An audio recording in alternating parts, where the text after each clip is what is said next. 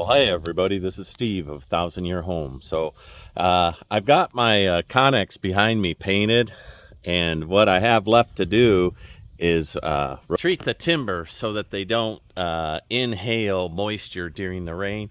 Now some of these will get storm windows over the stained glass, and some of them won't. So they're all watertight-ish, but they do weep if there's days and days of rain. So I'm going to take a look at those. So what I found at a garage sale was this Australian timber oil, and I've been shaking it. Now I don't know if it's going to work. I don't know how old it is. I didn't order it. Again, I bought it at a garage sale, but I've read about it. And then while I was doing the work up there, I noticed that there was a couple of places on the tops where it started, you know, the butanol that I put in there and or the tin is showing around the edges. So I'm going to go back through and take care of that. So let me go ahead and I will pull all the plastic down here, and I'll put it back up when I'm done. But then I'll treat everything with that Australian oil, and we'll see what that looks like. So behind all of these is a stained glass window behind every one of these plastics. So let me go ahead and pry it all out. And I'll be putting it back up. There's a, they say 3 or 4 inches of rain coming here shortly, but we're in the middle of a drought, so that'll really be something. Every time I work, the spiders drop out all over me. It's a little aggravating. Go on now. But ultimately, this will all be wrapped in earthbag 12 inches, 8 to 12 inches thick. And here in the next week or so, I'm going to make the custom storm windows on there. I looked around. These are normal size windows, but apparently people don't make storm windows anymore or something, because I wasn't able to find any storm windows. There we go.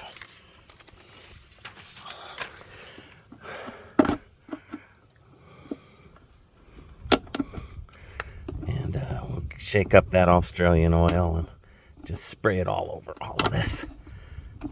Give it a good treat. What I'm hoping is that the moisture won't seep in if I do that. It'll just shed off. We'll see. I'm not even sure the can will work. When you buy those old cans, they often don't work. You know, they've been sitting around for 20 years. That's why whenever I get chemicals, I try to use them right away. I don't try to sit on chemicals, paint and such. I just try to get it up.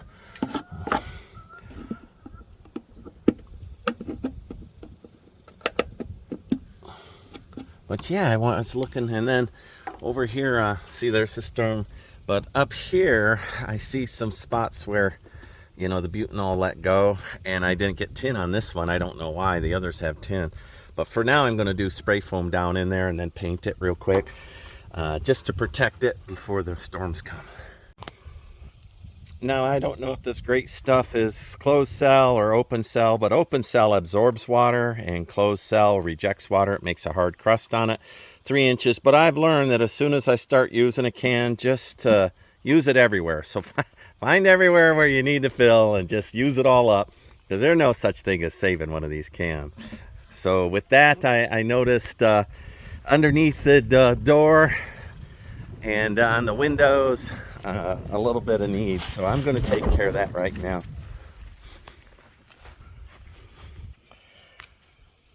All the rest of these have, they all have tin on them. I don't know what happened to me here, but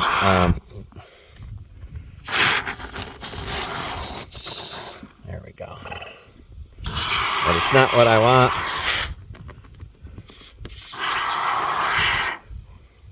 So I just want to shoo the water away from the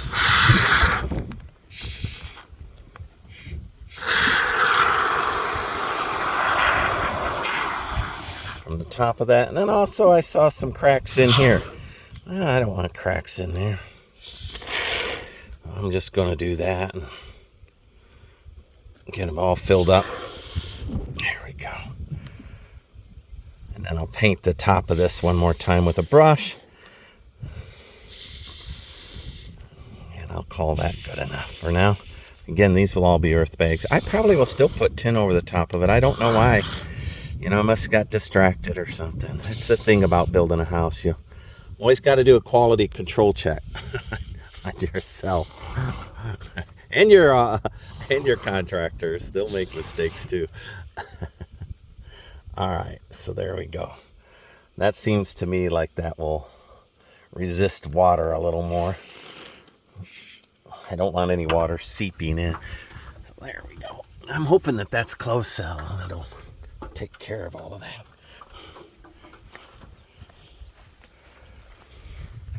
I saw underneath here a little spot.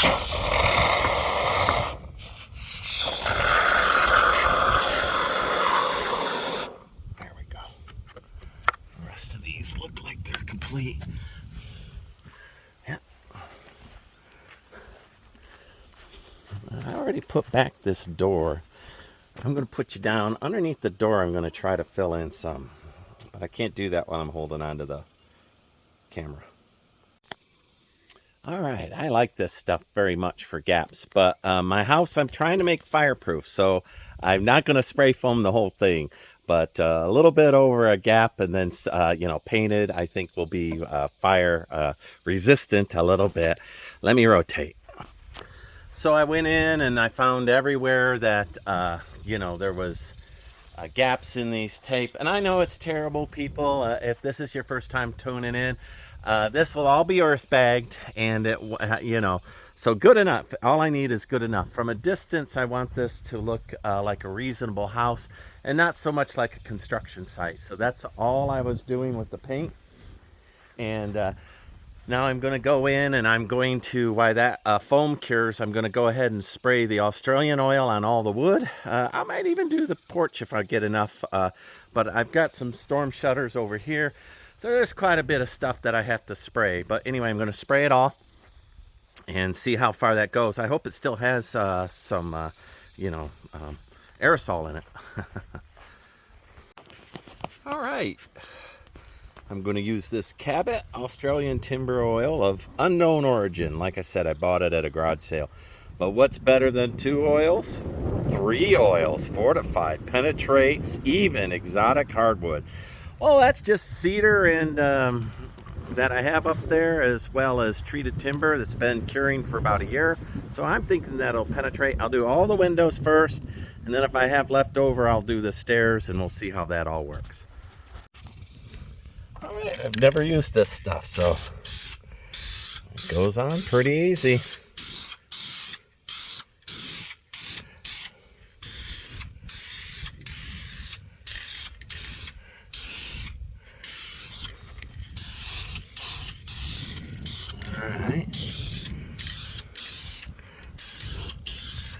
Now if rain gets in here, I'm expecting it to just run right off. Let's do the underside of this timber too.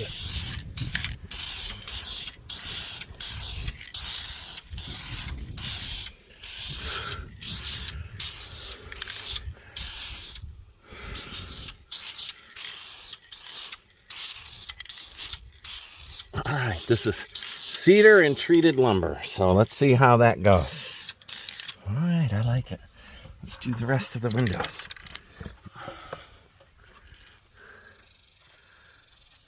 Well, looks like it looked.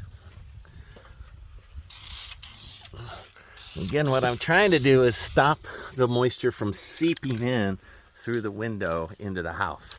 So I need to seal it to do that.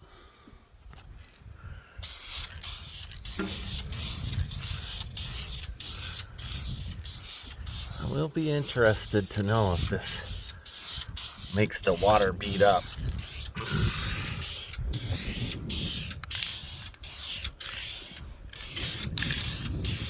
Application's pretty easy. Point and shoot.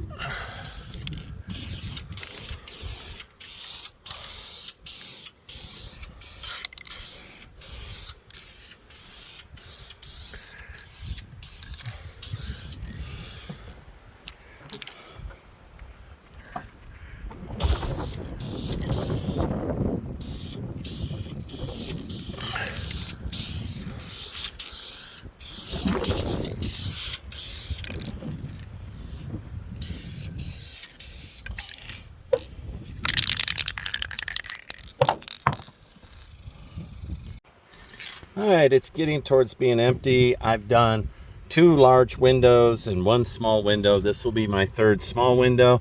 I'm going to start on the inside because it is getting empty. So I like this stuff. I'm going to buy it again. It immediately restored the luster of the cedar. Now I don't know if it'll keep it from going gray. Here it is gray already, right? From sun. Yeah. As I suspected, I'm running out. So I don't think it degraded it, but it definitely, if I would have sprayed it before it had turned gray, would have, you know, that's got a lot more luster in it. And now I have tung oil and I have some other things to do the door. And so I have a comparison. I might get this whole thing done if I keep doing this. I don't know how even this coating will be, but at least I'll use every little bit of the can.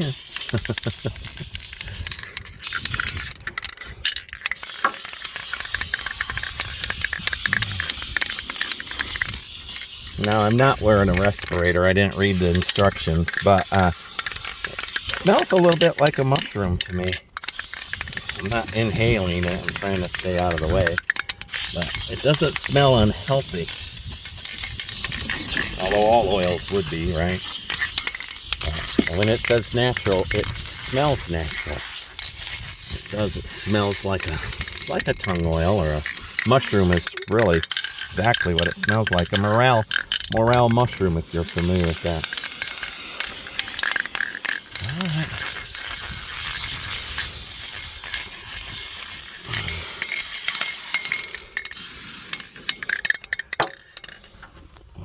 Well, my goal is to keep the water from weeping in through the timber. You know, after a few days of rain, you know, the timber will soak it through, and then I'll see it on the inside. So I could see I should have been a little more careful on that one. The other ones I sprayed right. That one's got a little halo of oil. All right, I'm all out of the spray, the Australian oil. I have the boiled linseed oil here in a brush. So I'm going to guess that this is going to take me 4 times longer to apply. And we'll see what it looks like. I don't know if y'all can see in the video or not, but these that I treated, the wood looks significantly more healthy than the door, which I have not treated yet. So the door didn't get done, and then if I had been thinking, would have been a lot easier to spray that than it will be to put linseed oil on it with a brush. But I'll go ahead and do it. I'll do the brush. So, all right. We'll see how far this boiled linseed oil goes. So.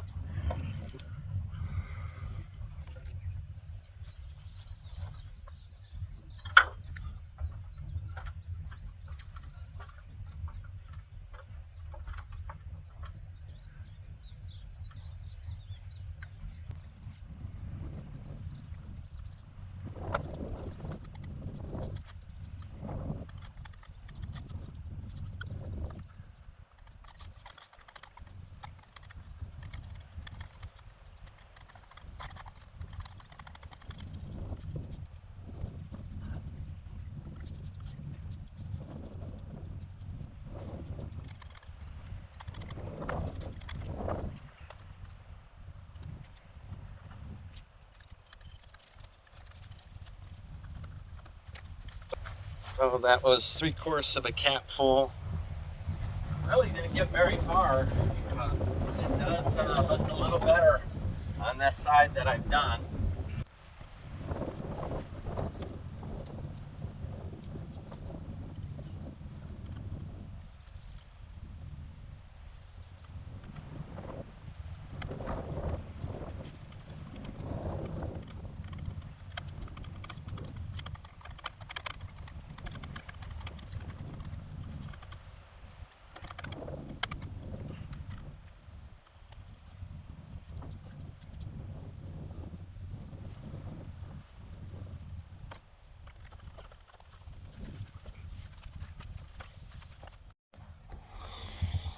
All right, well, this is a good side by side. So this side I went ahead and treated, and that's the way the wood looks right now. And this side is untreated, and I don't know, you can really see that this is alive, and it will be shedding water, and that will just be absorbing water and rotting.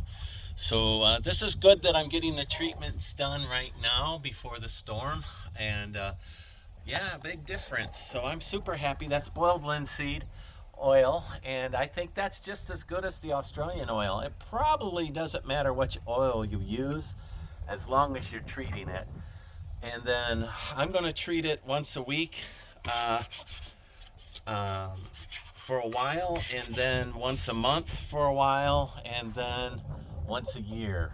So once a week for, let's say, a year, uh, and then once a year after that. That sounds good to me. Yeah, big difference. So now I'll do this side.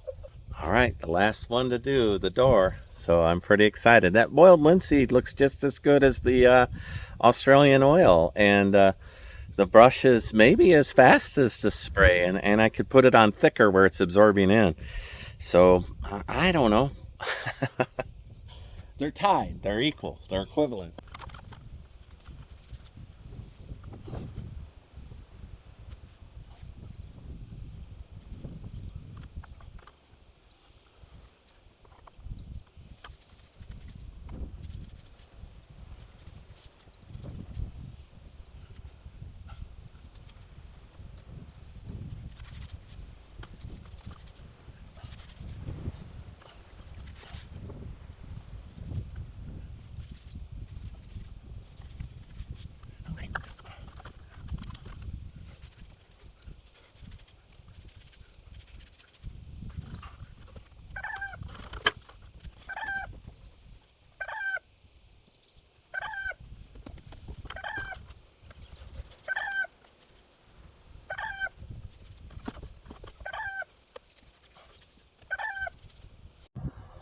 Well, I couldn't be happier with both the boiled linseed oil as well as the Australian oil, which says it's 3 oils, which is better than 2. It did bring all the wood alive. These were all gray. Now, I didn't sand them, I didn't prep them, I didn't anything. I might when I go to, earthbag it, but when I earthbag it, there's going to be dust and dirt and everything. So, I'm not putting a lot into the finish here. I just want to prevent water infiltration from capillary action, making it inside, making the wood swell. I just want to keep all that control. These look really good. So I'm going to put back on the plastic until I make the little storm windows. I've got a big storm coming in this evening. To tomorrow, 3 or 4 inches, they're saying, and sometimes that washes right out, but all these look really good. The boiled linseed smells really good. It was easy to wash up. The Australian oil also smelled really good, was easy to wash up.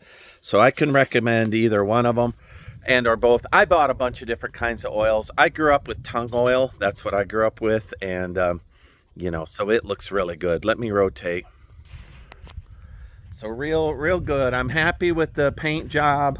It added a lot of harmony to the house where, it was all kinds of multicolored, and now it looks great. I'm happy with the oil bringing these alive. I think they look really good. So, but I'm going to go ahead and put the plastic back up, which will devalue that a little bit. But looks real good. And then once I get this, this is all a master bedroom, this ensuite. Once I get done with that, then I'm going to this summer put in the reciprocal roof, and then I'll head into here and I'll get the kitchen, and of course the solar I'm working on next. Once I get the house wired, the full up solar will be done. So all right, so definitely a positive on the boiled linseed oil and or the Australian oil. Both of them great. They went fine over the treated timber. They went fine over cedar. And in fact, the boiled linseed, I think, smelled well enough I could do the inside of the house with it after I plaster. So like, subscribe, follow me along. This is Steve, 1,000-Year Home. And putting oil on your cedar, that's the way to make it last 1,000 years. Thanks. Bye.